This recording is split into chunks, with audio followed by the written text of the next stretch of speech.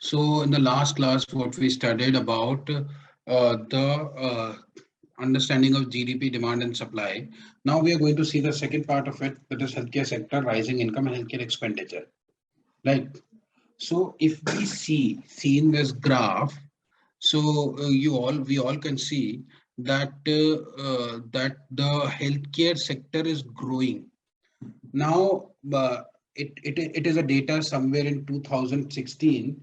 It says that somewhere around $160 billion the healthcare industry is going to be.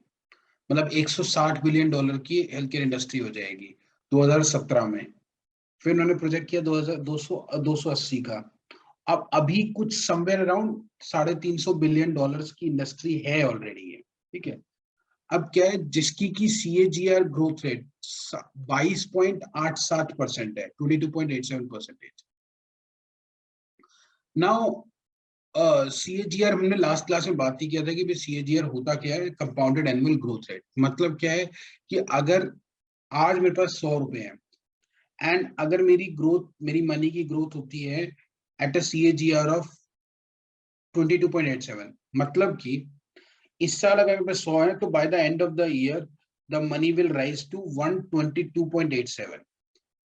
Now the next year 122.87 का 22.87% increase होगा, तो somewhere around 147 rupees के आसपास हो जाएगा. नाउ फॉर 170 रुपीज 22.87% फिर ग्रो होगा. This is this is how CAGR is calculated, and it is expected that it is going to be a $500 billion industry by 2025. ये भी estimations लगाए जा चुके हैं. ठीक है. Okay, so now if we see, अगर आप देखो per capita income, what is per capita income? Per capita income एक इंडिविजुअल कितना अर्न कर रहा है एक साल में? हाँ जी, पर कैपिटा इनकम है इसकी, एक इंडिविजुअल कितना अर्न कर रहा है एक साल में. ठीक है. तो अगर हम इस डेटा को देखें तो हमारी over a period of time per capita income increase हुई है इंडिया की. ठीक है. मतलब एक आदमी, अब जैसे पहले, मतलब आई स्टिल रिमेम्बर माय कि आई वाज गिवन 5 रुपीज और 5 रुपीज और 2 रुपीज कि भाई मैं 2 रुपए में जाके अपने लिए टॉफी खरीद लूं. पर आज हम सब जानते हैं कि 10 रुपए से कम टॉफी कोई नहीं आएगी आज की डेट. आई स्टिल रिमेम्बर 2 रुपए की चॉकलेट्स आती थी और 2 रुपए की, पर आज 20 रुपए से कम की कोई चॉकलेट ही नहीं है. 10 रुपए की होगी. तो कैन यू सी, तो क्या है, over a period of time inflation भी बढ़ा है और ऐसे ही इनकम भी बढ़ी है लोगों. जब उनकी इनकम बढ़ी है तो उससे क्या हो रहा है, जब इनकम बढ़ी है तो जब इनकम बढ़ेगी तो देखो आप खुद भी सोचो, जब आपकी इनकम बढ़ेगी एक उसमें इनकम बढ़ेगी तो सबसे पहले आप क्या करोगे, आप अपनी बेसिक नेसेसिटीज पूरी करो. बेसिक नेसेसिटीज कैसे, जैसे कि बेसिक नेसेसिटीज में क्या आएगा, आपका फूड देखोगे, आपका मतलब खाना पीना देखोगे, रहना देखोगे, कपड़े देखोगे. ठीक है. बट ये एक लेवल पे आपको होगी चाहिए, आपके पूरे ऐसा तो नहीं मतलब सारा काम खाते ही रहोगे. ठीक है. तो इट इज कंसिडर्ड कि भी 50% जो इनकम होती है आपकी, 50% मतलब जैसे जो भी है, तो अब बहुत ज्यादा कुछ नहीं है, 20 हजार रुपए में आपके नॉर्मल खाना पीना आराम से हो जाएगा महीने का.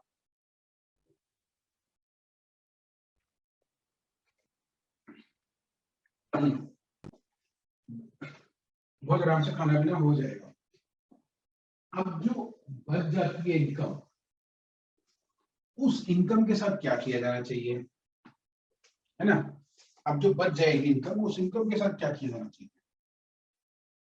तो जो इनकम बच जाएगी उसको मैं क्या करूं, मैं उस इनकम का मैं या तो अपने उसमें डाल सकता हूँ, सेविंग्स में डाल सकता हूँ. ठीक है. या मैं स्टॉक्स में डाल सकता हूँ, ये कर सकता हूँ बची हुई इनकम का. अब जो इनकम बच जाएगी मेरे पास में, उस इनकम को अगर कभी मेरे को हेल्थ, मतलब फिर मैं अपनी लग्जरी पे खर्च भी करना शुरू कर दूंगा कि भाई थोड़ा बहुत चलो लग्जरी, मैंने कार ले ली, मैंने अच्छा घर ले लिया, बेटर घर ले लिया, जब उसके बाद भी इनकम बच जाएगी तो then I will start thinking of saving. और मैं हेल्थ इंश्योरेंस भी लूंगा, मैं जैसे मैंने कहा ना प्रिवेंटिव हेल्थ केयर चेकअप कराने चला जाऊंगा मैं।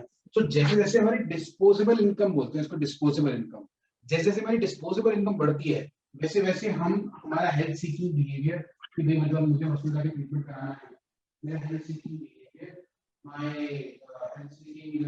सर आपकी आवाज ब्रेक हो रही है। Am I audible now? Sir you are audible but your voice is breaking. Okay. Now, am I audible still? Yes sir, Still it it's is. Clear now. अच्छा, it's clear now. Okay.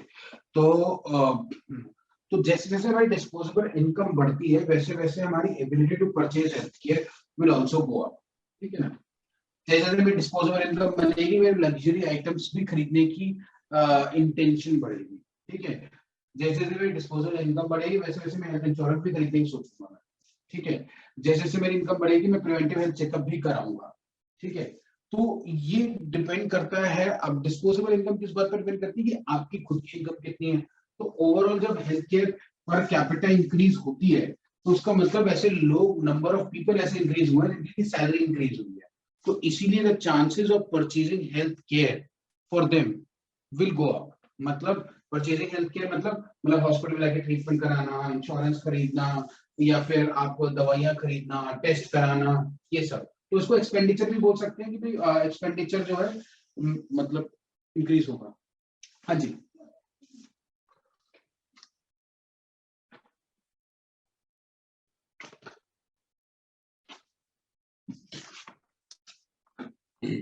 तो over a period of time, जो health care expenditure है वो increase होगा। तो आप ये देखो कि आपका अपना हॉस्पिटल है, ठीक है। पहले वहां पे एक पेशेंट आ रहा था, ठीक है। उसको मैंने बोला कि भैया ये test A B C D करा ले, ठीक है। कह रहे थे कि डॉक्टर साहब मेरे पास इतने पैसे तो है नहीं। तो फिर एक काम करो, चलो टेस्ट ए और बी तो करा ही लो, सी और डी बाद में देख लेंगे, ठीक है। क्यों? क्योंकि उसकी पैसे कम थे उसके पास में। नाउ अब उसके पास में क्योंकि पर कैपिटा इनकम बढ़ गई है, थोड़ा सा इनकम उसकी बढ़ गई है, उसको बोला टेस्ट एबीसीडी करा लो, तो कह रहे डॉक्टर साहब मैं करा लेता हूँ, वो चुपचाप करा देगा। तो देखो आपकी इनकम बढ़ गई है ना, उसने टेस्ट करा लिया, ओवरऑल एक्सपेंडिचर उसका इंक्रीज हो गया हेल्थ केयर पे। तो आपने, जब डॉक्टर ने बोला, आपने डॉक्टर को बोला कि भाई मतलब पेशेंट जो है ट्रीटमेंट कराना चाहता है, सॉरी, अब वैसे ही आपने बोला कि ये दवाई ले लो, टैबलेट एबीसीडी ले लो, तो नहीं टैबलेट ए बी ले लूं मैं, सी डी ना लूं तो चलेगा, या कोई कम हो जाए तो क्या करेगा कि थोड़ा आनाकानी करेगा, बट उसकी इनकम बढ़ेगी तो ऑब्वियसली हेल्थ केयर एक्सपेंडिचर में इंक्रीज होगा जब हमारी इनकम इंक्रीज होगी। इज दिस कंसेप्ट क्लियर और not?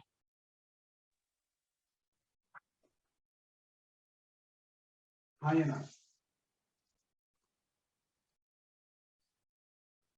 How rising income will eventually lead to increase in the expenditure of healthcare. Okay, am I audible? Yes sir. हाँ जी। तो बताओ ये कंसेप्ट क्लियर हो गया, rising income eventually will help this. Okay, now the market size of the private hospital. देखो 2009 में कितना market size था, $22 बिलियन का। अब वो बढ़ के हो गया है, अब वो कम से कम बढ़ के हो गया हमारा $150 बिलियन के आसपास चल रहा होगा एट प्रेजेंट नाउ, ठीक है। अगर हम पुराना डेटा देखें तो 2015 में इतना था, $81 बिलियन। तो मतलब क्या है, इतने प्राइवेट हॉस्पिटल्स हैं हमारे पास में, जो कि मतलब इतना पैसा जो आता है उनके पास में। अब अगर हम ऐसी ईयर में प्राइवेट हॉस्पिटल देखा, अब हम देखो डायग्नोस्टिक मार्केट में क्या क्या आएगा? Pathological lab, imaging very labs. Imaging lab सब ये आ जाएगा, ठीक है। तो अगर हम देखें तो 2015 तक ये था $12 बिलियन का, एंड सडनली 2022 में ये एक्सपेक्टेड है कि ये 32-35 बिलियन के आसपास होगा। क्यों? क्योंकि लोगों ने टेस्ट कराना शुरू कर दिए। और स्पेसिफिकली अगर मैं 2020 की बात करूं तो 2020 में जितना ज्यादा बिजनेस डायग्नोस्टिक्स का इंक्रीज हुआ है, स्पेसिफिकली पैथोलॉजी का जितना इंक्रीज हुआ है, उतना तो शायद ही किसी चीज का इंक्रीज हुआ हो। आप ये सोचिए कि मतलब इंडिया में 100 करोड़ आरटीपीसीआर टेस्ट हुए थे, 100 करोड़, ज्यादा ही हुए थे उनके शायद, मेरे हिसाब से 150 करोड़ 200 करोड़ के आसपास टेस्ट हुए हैं आरटीपीसीआर, क्योंकि एक आदमी ने कई कई बार टेस्ट हुए, है ना। शुरू में तो 5,000 का टेस्ट दिया है आपको, शुरू में 5,000 रुपए का टेस्ट होता था, फिर वो थोड़ा सा कम हुआ, कम होके फिर वो 15 मतलब 4500 का हुआ, 4500 से 2200 का हुआ, 2200 से बाद में 500 रुपए का हुआ। चलो मैं ये भी मान के चल लेता हूँ कि ऑन एन एवरेज 1,000 मतलब 1,000 रुपए का टेस्ट हुआ होगा, ठीक है, जितने भी लोगों ने कराया, 100 करोड़ लोगों ने कराया, ठीक है, तो 100 करोड़ मतलब कितना हो गया, 1,00,000 करोड़ रुपए डायरेक्टली। 2020 में तो ये बिजनेस बहुत ज्यादा ग्रो किया है, ठीक है। तो ये समझ में आएगा डायग्नोस्टिक मार्केट से कैसे पैसे इंक्रीज हुए हैं हमारे, ठीक है। और अगर आप देखेंगे तो ये जो है 20.4% के परसेंट से इंक्रीज हो रहा है, जिसमें कि इंट्रा विट्रो डायग्नोस्टिक्स इक्विपमेंट की मार्केट ये सब भी इंक्लूडेड है इसके अंदर, ठीक है, ठीक है। अब डायग्नोस्टिक मार्केट जो है इसमें इमेजिंग जो है 30% है, और जो पैथोलॉजी है वो 70% है। पैथोलॉजी की काफी सारे टेस्ट होते हैं, देखो इमेजिंग के तो वही गिने चुने टेस्ट हैं, ठीक है, वही सीटी स्कैन, वही पेट स्कैन, वही सीटी स्कैन, पेट स्कैन और MRI। एमआरआई, बस यही गिने चुने टेस्ट हैं, ठीक है। और पैथोलॉजी में तो कितने सारे टेस्ट होते हैं, कितने सारे, है ना। मतलब एक patient undergoes undergoes a lot of diagnostic pathology tests while imaging tests are, और फिर पैथोलॉजी का टेस्ट का अब 500 रुपए का सीबीसी होता है, 500 रुपए का, जबकि एक एमआरआई होता है 5,000 रुपए का, 4-5,000 रुपए का हो जाता है आज के दिन में एमआरआई या सीटी स्कैन जो है, मतलब 5,000 रुपए तक में हो जाता है। लेकिन एक एडमिशन में एक पेशेंट के ज्यादा से ज्यादा दो, मतलब बहुत ज्यादा दो दो एमआरआई या सीटी स्कैन होंगे, बहुत ज्यादा, मतलब बहुत ज्यादा अगर होंगे तो 2 होंगे या 3 हो जाएंगे बस, ठीक है, तो 10,000 रुपए। लेकिन नंबर ऑफ टेस्ट अगर आप देखोगे पैथोलॉजी का overall test CBC LFT KFT ये रोज सुबह होता है, मतलब पेशेंट का 90% चांसेस है कि अगर 10 दिन एडमिट है तो 10 दिन उसका या एटलीस्ट 5 दिन उसका ये हो टेस्ट हैं उसके, ठीक है। ये अकेले ही टेस्ट जो है 1,000 रुपए का हो जाता है, मतलब सीबीसी एलएफटी केएफटी बस इतने से टेस्ट 11,000 1,200 रुपए के यही हो जाएंगे अकेले। तो पैथोलॉजी बहुत ज्यादा होता है comparatively imaging. Okay, so now will talk about the government expenditure. अब गवर्नमेंट एक्सपेंडिचर क्या है, मैंने आपको पहले बताया गवर्नमेंट कैसे कैसे एक्सपेंडिचर करती है, मुझे बताओ। 3 तरह से एक्सपेंडिचर करती है सरकार, कौन कौन से वो 3 तरीके हैं,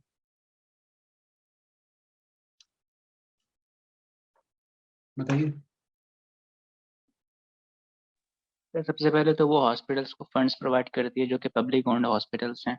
ठीक है, एक तो हॉस्पिटल्स को करती है, तो कौन करता है, सेंट्रल गवर्नमेंट या स्टेट गवर्नमेंट? दोनों ही करती है, डिपेंड करता है कि कौन सेंट्रल सी गवर्नमेंट, गवर्नमेंट ओन करती है हॉस्पिटल को। ठीक ठीक है, तो सेंट्रल गवर्नमेंट भी करती है और स्टेट गवर्नमेंट भी करती है, और स्टेट इसके भी अलावा भी करती है। कोई हाँ, इसके अलावा भी कोई होता है, क्या चीज सर? इसके अलावा भी सरकार खर्चा करती है कोई हॉस्पिटल के लिए? सर वो हेल्थ इंश्योरेंस स्कीम्स जो होती हैं गवर्नमेंट एम्प्लॉयज के लिए।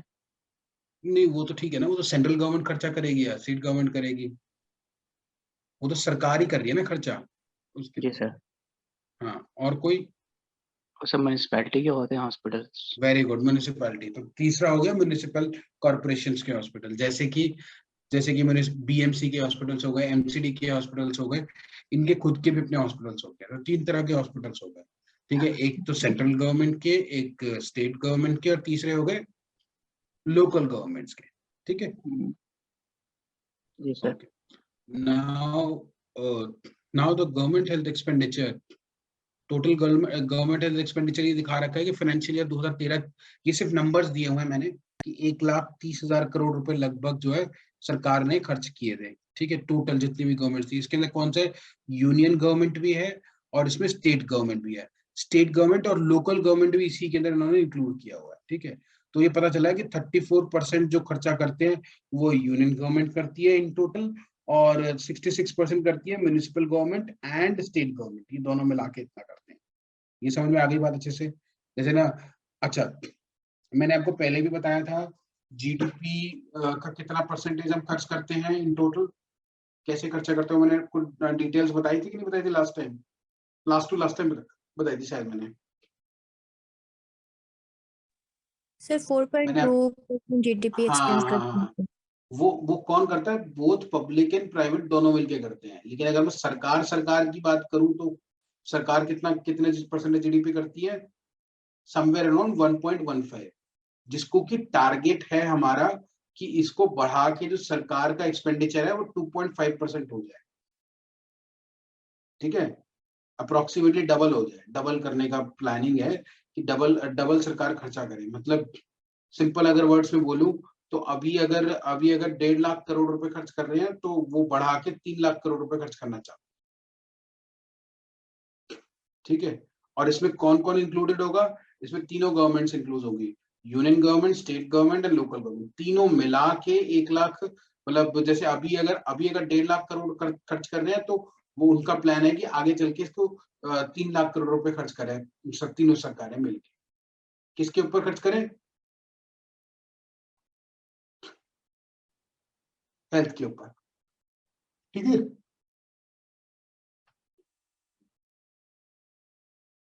Okay now you will see this. एक सेकेंड में आपको ना स्टॉप शेयर करके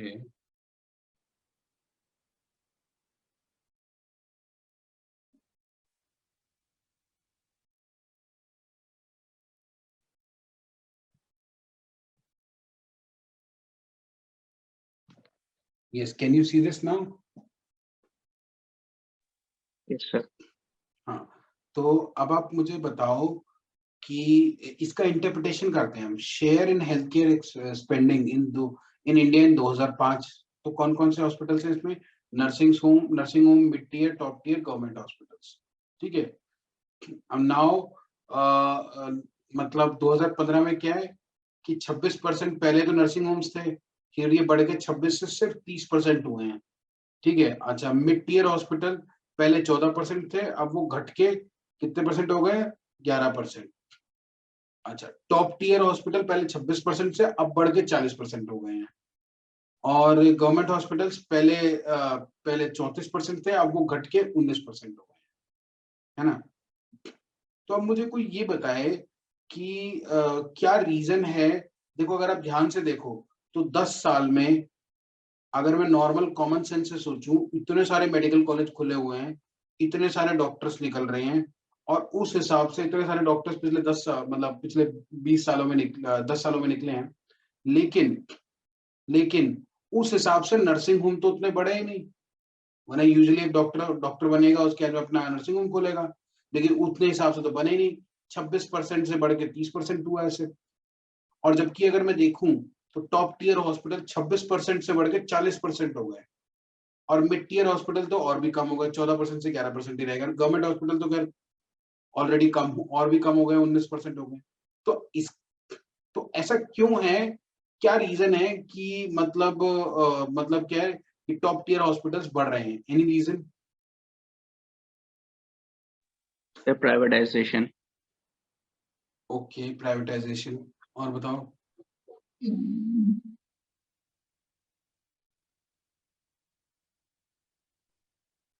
doctor Vanishka.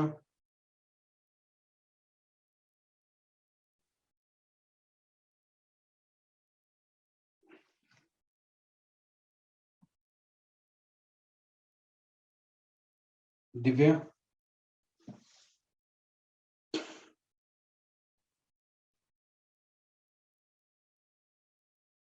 Divya, can you hear मी?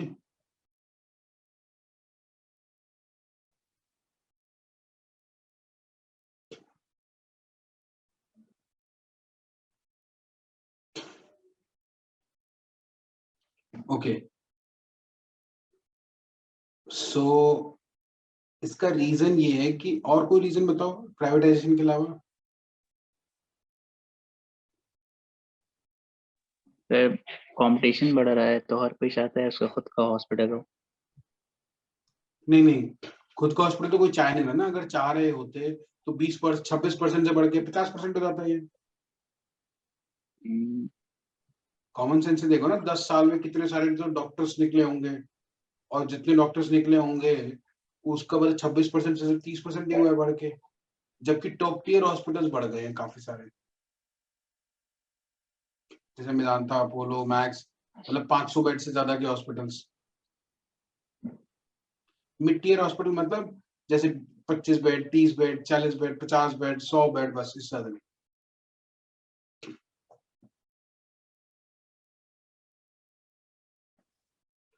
तो इससे मैं ये समझ सकता हूँ कि लोग मतलब ऐसा, मतलब कुछ ऐसा लग रहा है मेरे को देख के डेटा कि नर्सिंग होम में लोग प्रैक्टिस नहीं करना चाहते, और वो प्रैक्टिस कहाँ करना चाहते हैं? टॉप टियर हॉस्पिटल्स में। तो ऐसा क्यों है कि डॉक्टर्स जो है अपना नर्सिंग होम ना खोल के बड़े हॉस्पिटल में काम करना चाहते हैं, जॉब करना चाहते हैं? क्यों, ऐसा क्यों?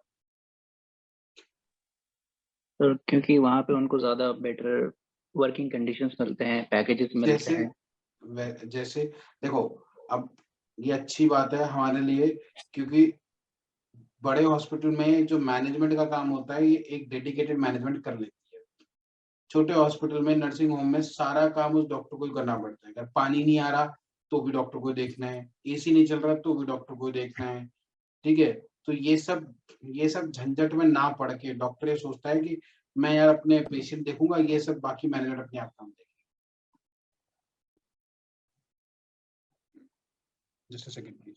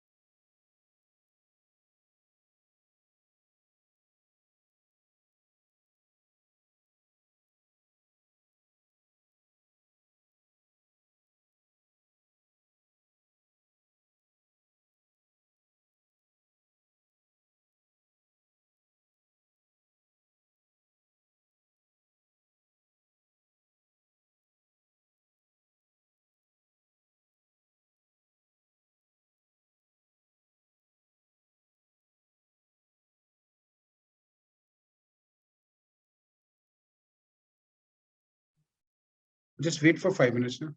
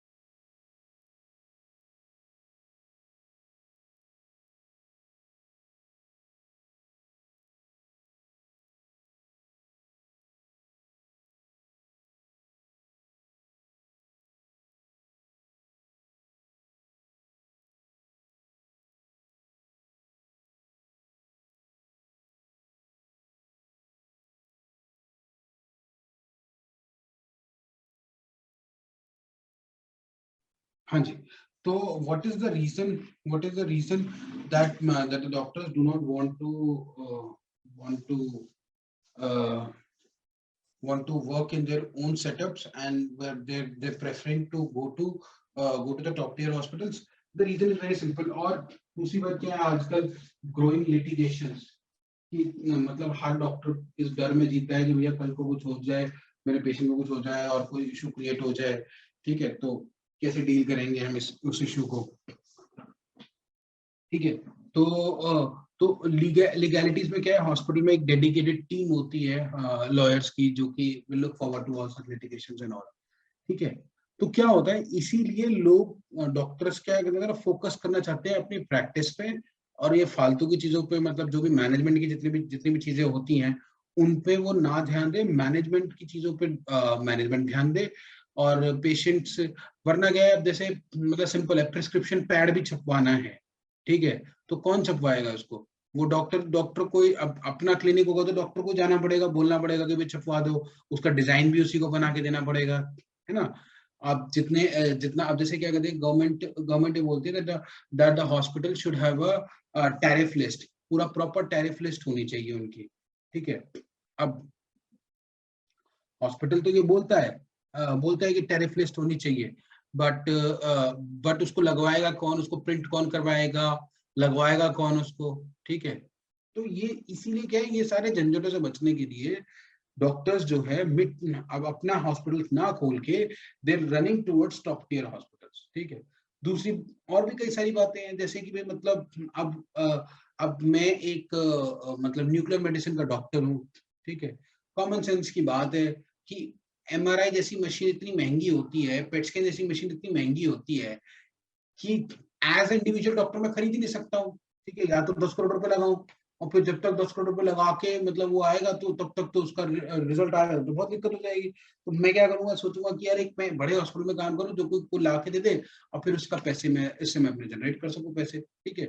तो मतलब एडवांस टेक्नोलॉजीज का भी फर्क पड़ता है। सिंपल पेशेंट तो ट्रीट किए जा सकते हैं नर्सिंग होम में, बट कॉम्प्लेक्स केसेस नहीं किए जा सकते ट्रीट। तो डॉक्टर्स क्या चाहते हैं कि भी ये सारे झंझट जो है हम ना पालें और हम अपना हॉस्पिटल खोल लें, मतलब बड़े हॉस्पिटल में जाके काम करें। I hope this concept is clear to you all now. Any doubt? Any doubt? No, sir.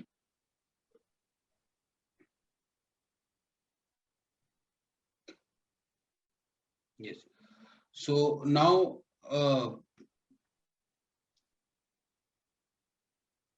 now which goods and services are to produce, ठीक है। जैसे कि देखिए फ्री कॉस्मेटिक ब्रेस्ट सर्विस, अब गवर्नमेंट जो है, गवर्नमेंट को किस गुड्स और सर्विस पे ध्यान देना चाहिए, मतलब कौन से हॉस्पिटल्स को ध्यान देना चाहिए, कौन सी सर्विसेज ध्यान देना चाहिए कि भाई cosmetic breast surgery government hospital में हो रही है फ्री में, इस पे ध्यान देना चाहिए, या पेशेंट जो कार्डियक अरेस्ट से मर रहे हैं और उसके लिए नया हॉस्पिटल हमें खोलना चाहिए, तो किस चीज पे हमें खर्चा करना चाहिए। तो how many resources should be allocated to different specialities, should cosmetic surgery और infertility treatment be provided at public expense, ये अपने आप में एक क्वेश्चन बन जाता है। हाउ टू प्रोड्यूस गुड्स और service, will the mentally ill be cared for in small community based units or in large hospital? जब कोई दिमागी तौर पे बीमार है तो उसको हमें छोटे कम्युनिटी हॉस्पिटल में ट्रीट करना चाहिए या बड़े हॉस्पिटल में? What proportions of surgical procedures will be carried out on a day care basis? ठीक है, तो ये इन सब को ध्यान में रखते हुए हमको अपना ट्रीटमेंट को हमें अपने सेटअप को ध्यान में रखना है, ठीक है। Should state provide health services only for the poor? क्या सिर्फ गरीबों को दी जानी चाहिए, या अमीरों का भी उतना ही हक है उस गवर्नमेंट हॉस्पिटल में, है ना। तो ये अपने आप में एक क्वेश्चन है, इनके आंसर्स रेगुलरली टाइम गवर्नमेंट को एड्रेस करने पड़ते हैं। Now we'll talk about medical tourism. So I just want to understand from your side, what do we understand by medical tourism?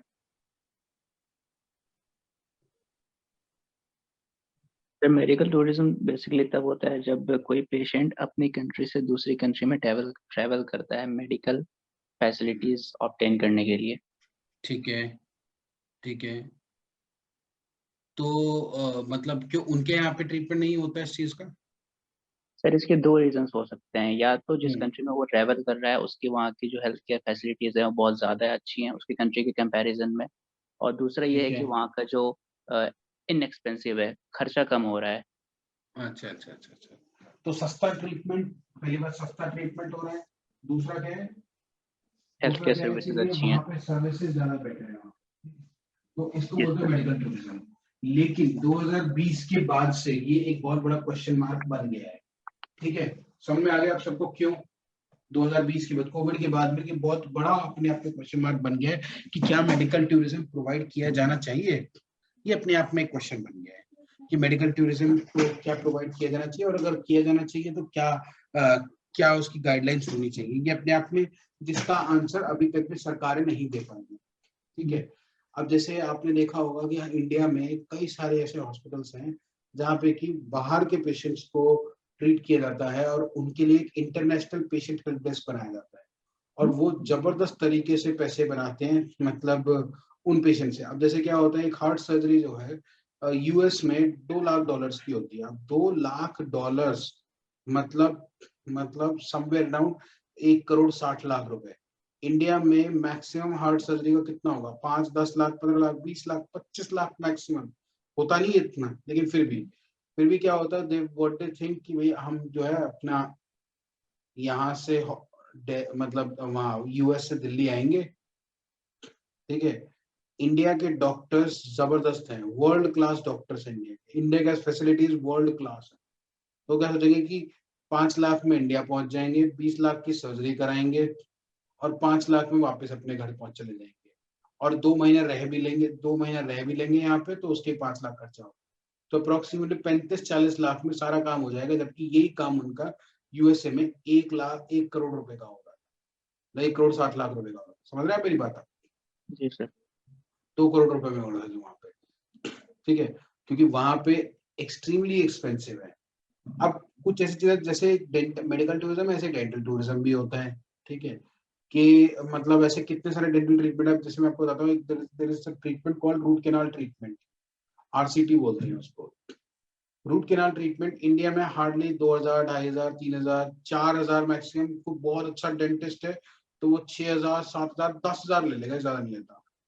ठीक है, यूएसए में यही यही यही जो ट्रीटमेंट है लगभग 3-4 हजार डॉलर्स का होता है, $3-4 हजार का होता है। So what they plan to do again, कि वो आएंगे यहाँ पे, घूमेंगे फिरेंगे, ट्रीटमेंट कराएंगे बेस्ट डॉक्टर से, या फिर चले जाएंगे। So this is whole about the medical tourism. और इसमें अधिकतर ऐसी ऐसी चीजें भी होती हैं, एक तो लाइफ थ्रेटनिंग तो होती है, और ऐसी भी होती है जैसे इनफर्टिलिटी ट्रीटमेंट, ये भी होता है, साइकेट्री वाला ट्रीटमेंट भी होता है। इन सब चीजों पर ध्यान दिया जाता है। मेडिकल टूरिज्म जो है पहले जो है $3 बिलियन की थी, बढ़ के $8 बिलियन हो गई, और अब ये फिर से थोड़ा मतलब डाउनफॉल पे है या इक्वलाइज्ड है। बहुत ज्यादा इसमें ग्रोथ नहीं हो रहा। रीजन बीइंग मेडिकल टूरिज्म में कोविड आने की वजह से। ये डेटा थोड़ा पुराना है, शायद आपको पुराना दिख रहा है। हमारे पास में क्या क्या है, कॉस्ट एडवांटेज है, सस्ते में जाता है, हमारे पास में लेबर चीप मिल जाती है।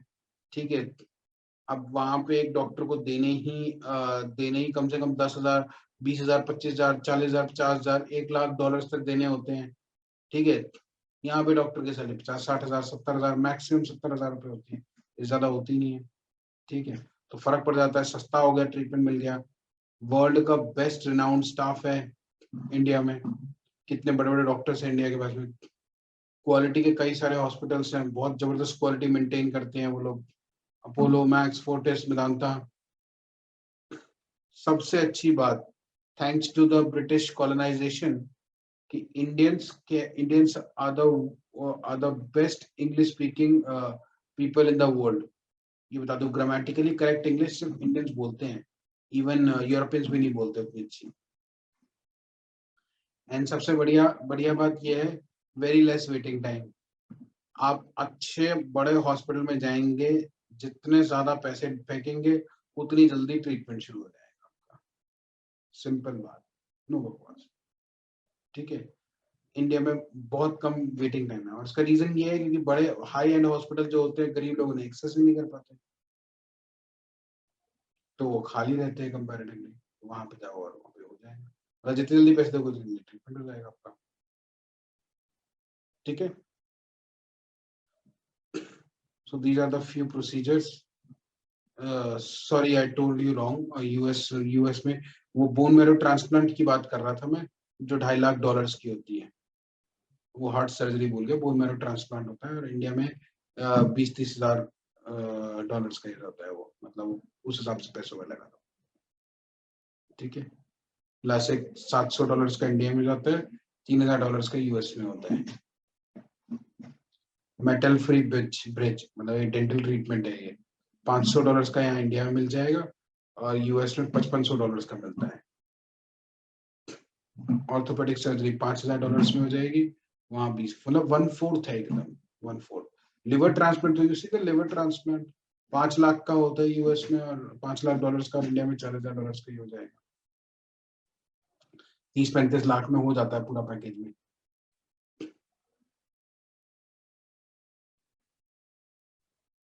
मतलब 12 टाइम्स ज्यादा है, 12 टाइम्स, समवेयर अराउंड ये 4-5 करोड़ रुपए का लिवर ट्रांसप्लांट होता है।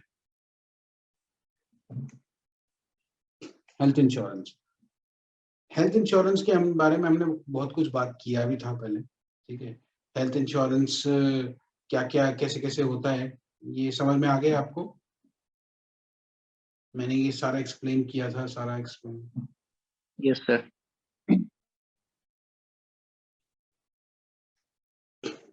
ठीक है, हेल्थ इंश्योरेंस एक कई तरीके का होता है, ये हम ये एग्जांपल से देखते हैं। देखो, अधिकतर पब्लिक जो है अपनी जेब से पैसा खर्चा करती है।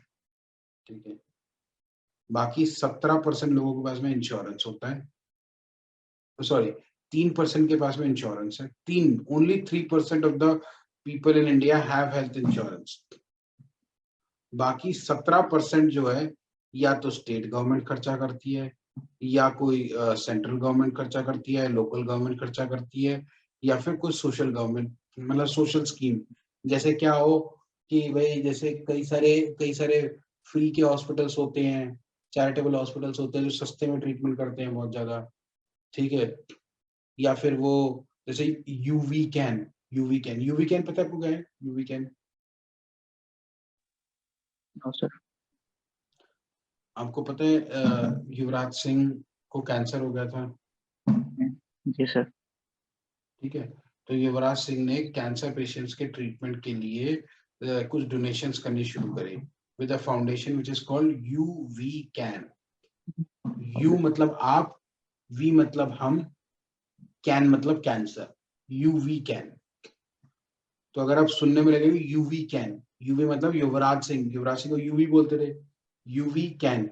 जब यूवी हरा सकता है कैंसर को, तो आप भी हरा सकते हैं कैंसर को। ठीक है, सो ऐसी स्कीम्स होती है जो पैसे देती हैं, कई स्कीम्स होती हैं ऐसे, बहुत सारे ऐसे स्कीम्स हैं, पर इसमें सरकार का कुछ लिंक नहीं है। इफ विल सी 3% के पास में इंश्योरेंस होता है, मतलब 3% के पास में, जो हमने उस दिन स्कीम बात किया था कि भाई आप लेते हो टीपीए वगैरह, मैंने बताया था ना टीपीए कैसे काम करता है और ये सब वगैरह कैसे काम करते हैं। ठीक है, तो ओनली 3% हैव इंश्योरेंस, ओनली 3%। ना आरोग्य भारत इसीलिए आना पड़ा, प्रधानमंत्री जन आरोग्य योजना को, आयुष्मान भारत को इसीलिए आना पड़ा क्योंकि 80% जो है अपनी पॉकेट से पैसा दे रहे हैं। तो इसके लिए सरकार ने क्या क्या करा, इन 80% के लिए एक इंश्योरेंस कंपनी को बुलाया कि भाई इधर आओ, और इंश्योरेंस कंपनी को बोला कि ये जो 11 करोड़ फैमिलीज हैं इनका इंश्योरेंस कर दो। ठीक है, जो गरीब लोग हैं उनका इंश्योरेंस कर दो। तो अप्रोक्सीमेटली 50% लोग उन्होंने कवर कर दिए इस 80% में से, मतलब टोटल 40% अब आयुष्मान भारत के अंदर कवर हो चुके। आप अगर कॉमन सेंस से भी लगा के देखें, ठीक है, तो इंडिया की पॉपुलेशन कितनी है अभी? 135 करोड़। 135 करोड़, 140 करोड़ मान लो एक तरह से। ठीक है, बढ़ गई होगी अब वो 140 करोड़ के आसपास मान लो। तो 140 करोड़ में करोड़ का 10% कितना होता है?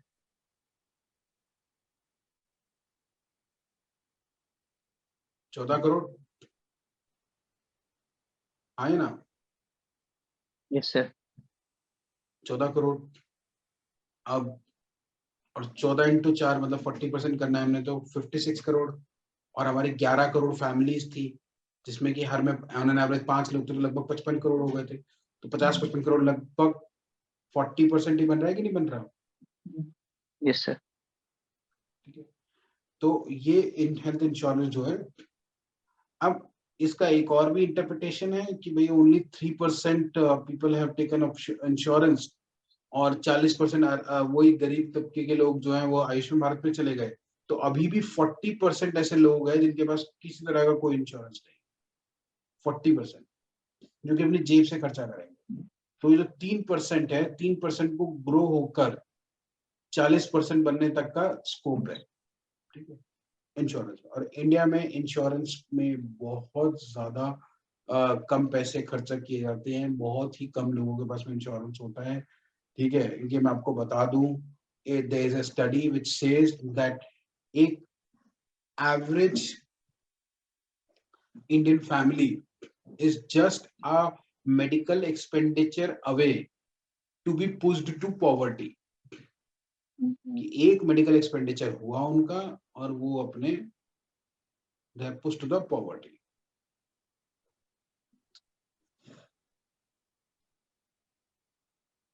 Is this clear? Yes sir. समझ आ गई बात? ठीक है, चलिए अब देखिए, ये हेल्थ इंश्योरेंस प्रीमियम कलेक्शन पहले 1.03 बिलियन डॉलर्स था और ये बढ़ के 2015-16 में 4 बिलियन डॉलर्स हो चुका है विद अ CAGR ऑफ 21.7%। ठीक है, तो हेल्थ इंश्योरेंस का प्रीमियम कलेक्शन कितना बढ़ा है इस टाइम में, है ना? और भी बढ़ेगा क्योंकि लोगों को अब अवेयरनेस हो रही है, कोविड से भी काफी अवेयरनेस हुई है लोगों को कि उनको हेल्थ इंश्योरेंस चाहिए। State of health care in India, ठीक है, can you see government hospitals, ये टाइम्स ऑफ इंडिया में आया था एक अच्छा चार्ट, तो मेरे को लगा कि we should see towards it. So government hospitals are the only alternative because of poor health centers in the hinterlands। ठीक है, एक्चुअल रिक्वायरमेंट्स हमारे पास PHCs की कितनी है, ठीक है, और शॉर्टेज कितनी है? 25,000 होने चाहिए PHCs और हमारे पास शॉर्टेज अभी 3,000 की है। नर्सेस कितनी होनी चाहिए? शॉर्टेज कितनी है हमारे पास में? 13,000 की। नाउ सी, सर्जन्स और गायनेकोलॉजिस्ट कितने चाहिए हमको? 24,000, ठीक है, और हैं कितने की शॉर्टेज? 18,000 की। Can you see the proportion कितना ज्यादा है? फार्मासिस्ट ऐसे 31,000 चाहिए, शॉर्टेज है 7,000 की, और लेबोरेटरी टेक्नीशियन 31,000 चाहिए, 12,000 है हमारे पास, 12,000 की शॉर्टेज। ठीक है, सो health centre suffer from low staffing, plans to widen AIIMS network will take 5 years to bear fruit. According to the expert, 3 pregnant women share 1 bed at government hospital। मतलब 3 औरतें जो हैं एक बेड पर ही 3 औरतें लेटी होती हैं। मतलब वो ऐसे नहीं, मतलब प्रैक्टिकली नहीं, वो ऐसे करके बता रहा हूँ कि हाँ, मतलब इतने सारे पेशेंट्स होते हैं, वो जमीन में ही गद्दा डाल देते हैं। गवर्नमेंट हॉस्पिटल्स का तो हालत बहुत ज्यादा बुरी है इंडिया में, बहुत ज्यादा बुरी। ठीक है, is this clear with everyone? Yes sir. So okay, so I think हम नेक्स्ट क्लास में पढ़ेंगे। आपका मुझे एक बात बताओ, आपका एग्जाम्स कब है आपके? सर अभी तक कोई नोटिफिकेशन नहीं आई है। आपकी कौन से अन्नामलाई यूनिवर्सिटी से होते हैं? नहीं sir, Uttarakhand state university, Shridev Suman university. अच्छा अच्छा अच्छा अच्छा। तो आपको एग्जाम्स के लिए कैसे रहता है, मतलब एग्जाम्स के लिए कैसे रहता है? आप मतलब बाकी लोग आपको PPT शेयर करते हैं, क्या करते हैं? Sorry sir. एग्जाम्स के लिए आप पढ़ते कैसे हैं एग्जाम्स के लिए? सर अभी तो हम लोग का फर्स्ट सेमेस्टर ही, अभी कोई एक्सपीरियंस नहीं है इसका कैसे होने वाला है। अच्छा अच्छा, तुम्हारे सीनियर से नहीं पूछा आपने? सीनियर से कोई कांटेक्ट नहीं है। अच्छा अच्छा, चलो ठीक है। तो बट ठीक सीमा है, कोई बता बात रही थी कि वो हो सकता है कि जैन के एंड तक हो एग्जाम। अच्छा अच्छा अच्छा अच्छा, चलो चलो ठीक है, ठीक है। आई थिंक हम रोज एक एक घंटा, अगर कोई क्वेश्चन है तो पूछ सकते हैं। हम रोज एक एक घंटा ऐसे ही 8 से 9 डेली फ्री होते हैं शाम को। हाँ सर आज तो था। अच्छा, रोज क्लासेस होती है या कैसे? इस क्लासेस तो आपको सर संडे को ही होती है हमारी। अच्छा अच्छा, नहीं 8 to 9 की बात कर रहे थे, तो 8 to 9 will be feasible with me. Saturday Sundays को I would like to keep free. ठीक है, हाँ नो प्रॉब्लम सर, अगर दूसरे लोग भी ठीक हैं तो कोई दिक्कत नहीं है। ठीक ठीक है ठीक है ठीक है। Any doubt and questions with today's class? अगर कोई क्वेश्चन है तो we can address that questions. नहीं सर अभी तो सब क्लियर है। ठीक है, Divya, do you have any questions? Vishaka, do you have any questions? No, sir. No, Vishaka, sir. chalo. No, So shall we sir. conclude this class, today's class? Yes, sir. Okay, okay. Chalo, take care. All the best. Okay, sir. Good night, sir. Okay, good night.